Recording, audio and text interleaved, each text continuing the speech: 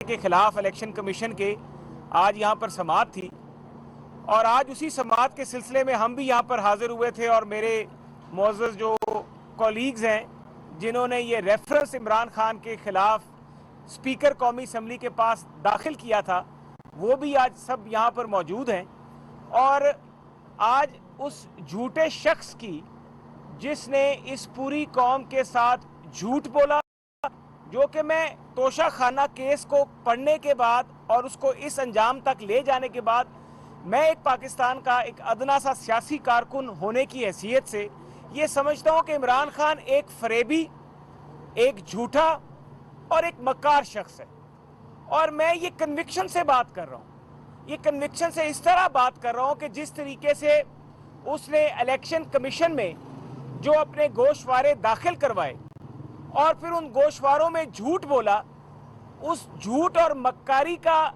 جو منظر عام پر آنا تھا اور رانا ابرار جنہوں نے صحافی نے وہ توشہ خانہ کا کیس وہاں پہ داخل کیا اور اس کیس کو آگے لے کے چلے تو عمران خان پوری قوم کو کہتا رہا ریاست مدینہ ہونی چاہیے یہ سب چور ہیں یہ سب ڈاکو ہیں اور خود سب سے بڑا ڈاکو نہیں میں سمجھتا ہوں ڈکیت نکلا اور اربوں روپے کی گھڑیاں ہتھیانے کے بعد ان کی ایویلیویشنز غلط طریقے سے کرائی گئیں قوم سے جھوٹ بولا گیا اپنا جھوٹا حلف نامہ الیکشن کمیشن آف پاکستان میں سال 2018 19 20 میں داخل کرایا کروڑوں اربوں روپے کے تحائف عمران خان نے اور بشرا بیگم نے حاصل کیے اور پھر جھوٹ بولتے رہے اور اب آپ پوری قوم کے آگے یہ چیزیں عیاں ہو چکی ہیں کہ عمران خان جو ہمیں حضرت عمر کی مثال دیتا ہے عمران خان جو ہمیں حضرت ابو بکر رضی اللہ عنہ کی مثال دیتا ہے اس کو شرم آنی چاہیے ریاست مدینہ کے الفاظ بھی اپنے منہ سے نکالتے ہوئے کہ جس طریقے سے وہ جھوٹ بولتا ہے مکاری کرتا ہے اور پھر کروڑوں اور اربوں روپے کی گھڑیاں ہتھیا لیتا ہے اور غلط اپنا اثر رسوخ استعمال کر کے ان کی غلط لاگت لگواتا ہے پرائم منسٹر آفس کے پروٹوکول افسر کو گھڑیاں اور سامان لینے کے بعد نہیں دیتا سعودیہ میں مقیم پاکستانی جو سفیر ہے اس کو جب محمد بن سلمان سے تحائف لیتا ہے ان کو تفصیلات سے آگاہ نہیں کرتا اور وہ سارے تحائف سعودیہ سے واپسی پہ سرکاری خزانے میں جب توشہ خانہ میں جمع کرانے کے بجائے وہ سارے تحائف لے کے اپنے گھر بنی گالا چلا جاتا ہے تو یہ ہے وہ ریاست مدینہ کا جو جھوٹا شخص ہے اس کا اصل چہرہ اور تحریک انصاف کو جو اس کے کارکن ہیں اور جو لوگ دیکھ رہے ہیں ان کو اب یہ پتہ ہونا چاہیے کہ یہ صرف کروڑوں اربوں روپے کی چوری مکاری نہیں کرتا یہ پیٹی تھیف بھی ہے یہ ایک چھوٹا چور بھی ہے وہ کس طرح اس نے نہ قالین چھوڑا نہ اس نے پرچ پیالیاں چھوڑی نہ اس نے ایشٹرے چھوڑے نہ اس نے مہنگے ٹی سیٹ اور اس طرح کی چیزیں چھوڑی نہ قالین چھوڑے مطلب اس نے چھوٹی سے چھوٹی چیز سے لے کے بڑی سے بڑی چیز سب توشہ خانہ سے اس نے چوری ڈکیتی کی یہ ایک پورا پیٹنٹ چور ہے اور ہم یہ سمجھتے ہیں کہ ایسی گندگی کو جس نے پاکستان کی سیاسی ماحول کو آلودگی کا شکار کیا جس نے ہماری یوتھ اور نوجوانوں کو کس طریقے سے ریاست مدینہ کا جھانسا دے کے اور خود چوری ڈکیتیاں کرتا رہا جس نے بی آر ٹی میں کرپشن کی جس نے معلم جبہ میں کرپشن کی جس نے سرکاری اختیارات کا ناجائز استعمال کیا جس نے سونامی ٹری میں کرپشن کی اس کی کرپشن اب پاکستانی قوم کے آگے رکھنی ہوگی اور یہ تمام چیزیں یہ تمام جو اس نے کرپشن اور جو یہ ساری چوری ڈکیتیاں کی اب یہ وقت آ چکا ہے کہ ہم وہ تمام معاملات پاکستانی قوم کے آگے رکھیں اور میں یہ سمجھتا ہوں کہ اس شخص کو اس سیاسی گندگی کو پاکستان کی سیاست میں سے اب باہر نکالنے کا وقت آ گیا ہے اور اس کو تا حیات نہ ہونا پڑے گا اس کو تا حیات نائل ہونا چاہیے آرٹیکل 62(1)(f) اس پہ لگنی چاہیے اور اس کو جس طریقے سے اس نے جھوٹ بولا ہے جھوٹے حلف نامے جمع کرائے ہیں اگر نواز شریف جن کے اوپر ایک الزام لگ گیا کہ اپنے بیٹے سے تنخواہ نہیں لی جبکہ نواز شریف نے اپنا پاسپورٹ جمع کرایا ہوا تھا اپنے کاغذات نامزدگی کے ساتھ اس کے باوجود ان کے ساتھ یہ زیادتی ہوئی تو اس کے بعد یہ شخص تو مکار ہے یہ تو جھوٹا ثابت ہو گیا. اس کے خلاف تو الیکشن کمیشن آف پاکستان نے ڈیکلیریشن دے دی ہے کہ اس نے جھوٹ بولا ہے. تو وہی سپریم کورٹ کا فیصلہ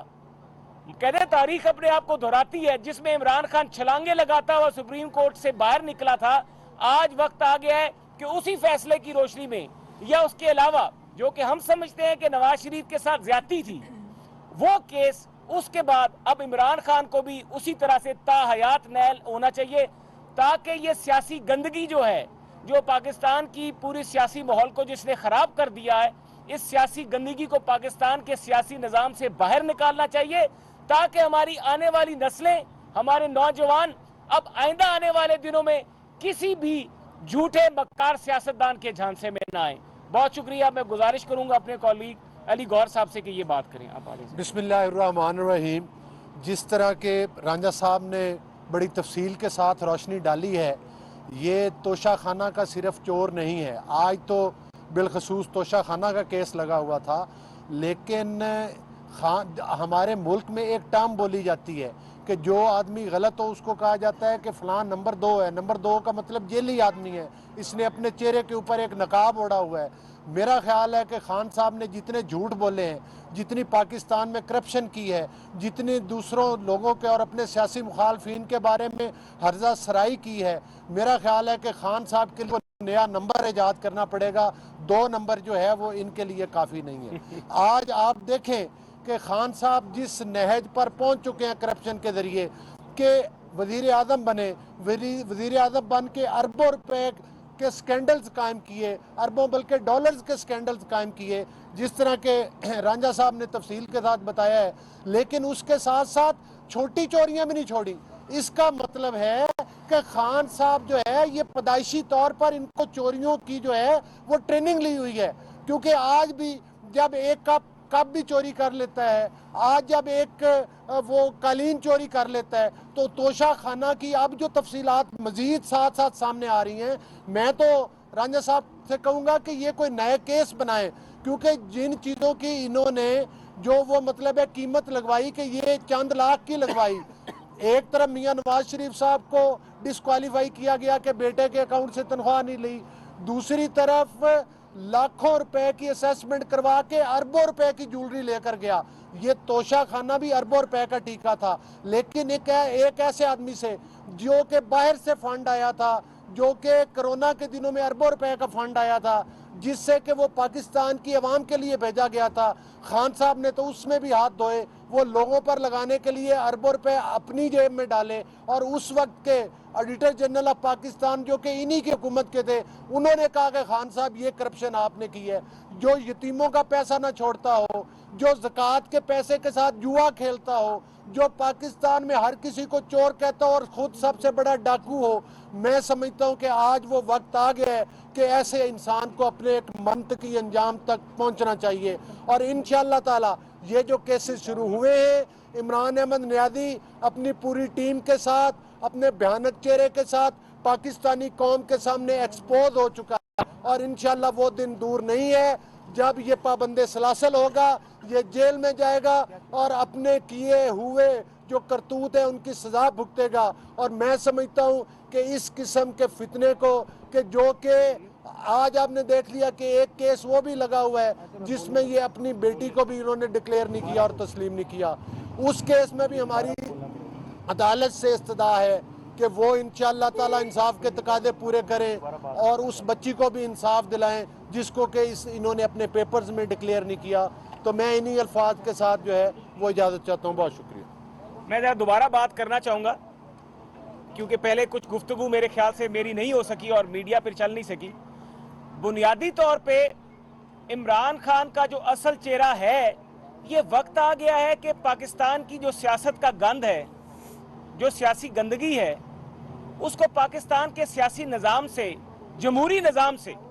جو ملک معذر وجود میں کئی شہیدوں کی قربانیوں کے بعد آیا, اتنے طویل سفر کے بعد آیا, اس سیاست کے عمل سے, سیاستدانوں کی محنت سے پاکستان عمل میں آیا. ایسے پاکستان کی سیاست میں سے ایسے گند کو میں عمران کو اس لیے کہتا ہوں کہ یہ سیاسی گندگی ہے کہ جو جھوٹ اس نے دلیری سے بولے, جس کی سیاست کی بنیاد ہی جھوٹ ہے, جس کی سیاست کی بنیاد ہی ٹچ ہے, कहते हैं मजहब को भी टच के तौर पे इस्तेमाल करो, लोगों के जज्बात को भी टच के तौर पे इस्तेमाल करो और दूसरों के ऊपर इल्जाम लगा के उनको चोर कह के एक झूठा नैरेटिव बनाओ। आज ये मकाफाते अमल है कि ये शख्स अपने इमाल की वजह से आज उसका असल चेहरा पाकिस्तानी कौम के आगे आया हो रहा है। ये जो पाकिस्तान के सियासत का गंद है, इस सियासी गंद को अब पाकिस्तान से बाहर निकालना हमारा फर्ज है। हम जितने भी लोग इमरान खान के खिलाफ जब ये रेफरेंस लेकर आए तो हमने ये फर्ज समझा कि इस शख्स को जिसने पूरी कौम को रियासत मदीना का झांसा दे के, उनको खुलफाए राशिदीन की मिसालें सुना के और खुद बुशरा बेगम के साथ और गोगी के साथ मिलके करप्शन करता रहा, खुद अपनी साइड किक्स रख के उनके जरिए करप्शन करता रहा, ऐसे झूठे और मकार शख्स का चेहरा पाकिस्तानी कौम के आगे लाना अब इंतहाई अहम है। और इसीलिए हम ये रेफरेंस लेकर चले हैं। और आज हम ये समझते हैं कि इलेक्शन कमीशन ने तो उसको सिर्फ डी-सीट किया है। हम ये समझते हैं कि ये सियासी गंदगी जो है इसको ताहयात रहना चाहिए, ताकि मुस्तकबिल में पाकिस्तान का कोई भी सियासतदान पाकिस्तान की मासूम अवाम को झांसा ना दे, कोई भी पाकिस्तान का सियासतदान अपनी सियासत की बुनियाद झूठ पे ना रखे, मक्कारी पे ना रखे, फरेब पे ना रखे, जिस तरह की इमरान खान ने रखी। और ये जो करोड़ों अरबों से की चोरियों से लेके ये रुपए, चंद रुपए की चोरी तक, कालीन से लेके पिरच प्याली से लेके एस्ट्रे से लेके फ्लावर वास से लेके कारपेट से लेके इसने अरबों रुपए की घड़ियों तक इसने नहीं बख्शी। ये वो शख्स है जो कहता था कि मैं तो वजीर आजम से हाउस से सिर्फ एक डायरी लेकर गया हूं। वो डायरी भी इमरान खान से लेनी चाहिए। उस डायरी में सारी इसकी डकैती और चोरियों का हिसाब है। आपको चाहिए ये कि आप बनी गाला में इमरान खान से कहे कि पाकिस्तान की मीडिया को बुलाए, और अगर आप वो तफसीलात निकालें, आपको तफसीलात पढ़ के ये अंदाजा होगा कि वो जितनी भी चीजें इसने बनी गाला से चोरी की हैं और गलत वैल्यूएशंस कराई हैं, अब वो सारा सामने आ रहा है मामला कि वो आर्ट ऑफ टाइम्स की जो घड़ी की दुकान का मालिक था, उसका इंटरव्यू सामने आ चुका है कि मैंने तो रसीद ही नहीं दी। यानी कि इसने फोर्जरी भी की है। फोर्जरी, ये फ्रॉडी है। इस फ्रॉडी ने गलत रसीदें खजाने में जमा कराई है। अंदाजा करें इसकी सोच क्या है। इसने अपना असर रसूख इस्तेमाल करके लाखों रुपए की लागत के जो टी सेट है वो 30,000 कम लागत पे शो किए। इसने आईफोन जो कि 1.5 लाख रुपए का था 2018-19 में या 20 में, वो आईफोन इसने 35,000 का जाहिर किया है। ये झूठा मकार शख्स है। इसके जो फॉलोअर्स हैं उनको अब ये तोशा खाना केस का फैसला समझना चाहिए। और हम ये समझते हैं कि इलेक्शन कमीशन ने तो अभी रायत की है। इस सियासी गंदगी को, इस झूठे मकार शख्स को पाकिस्तान की सियासत से सारी उम्र के लिए बाहर निकालना चाहिए और इसको ताहयात नाअहल करना चाहिए। अगर इस मुल्क का एक वजीर आजम मियां नवाज शरीफ के साथ ये ज्यादती हो सकती है कि उसने जो पासपोर्ट दाखिल कर रखा था और ऐसी तनख्वाह जो उसने वसूल भी नहीं की, जिसके बारे में उसको बुनियाद बना के सुप्रीम कोर्ट से नाअहल किया गया, तो ये जो है, ये लाडला जो है, इसको क्यों नहीं ताहयात नाअहल किया जाता? इसको ताहयात नाअहल होना चाहिए था। और हम ये समझते हैं और इंशाल्लाह आगे आने वाले वक्त में हम इसकी तमाम चोरियां, चाहे वो फॉरेन फंडिंग है, चाहे वो नेशनल क्राइम एजेंसी का केस है, चाहे वो बीआरटी है, चाहे वो मालम जब्बा है, चाहे वो सुनामी ट्री है, ये तमाम स्कैंडल्स पाकिस्तानी कौम के सामने लेकर आएंगे। और इसका जो असल चेहरा है, जिसके पीछे ये छुपा हुआ है, इसका असल चोर वाला जो चेहरा है, इस सियासी गंदगी को पाकिस्तान की सियासी अमल से इंशाल्लाह हम बाहर निकाल के करेंगे। बहुत शुक्रिया।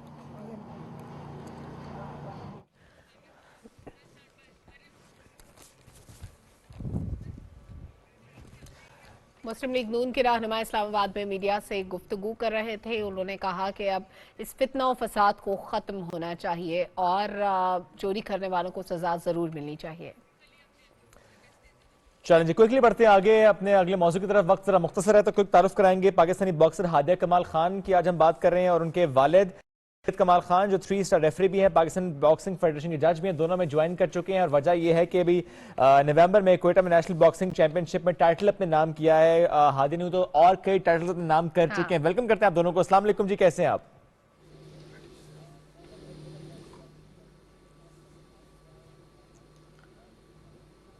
आपको आवाज आ रही है?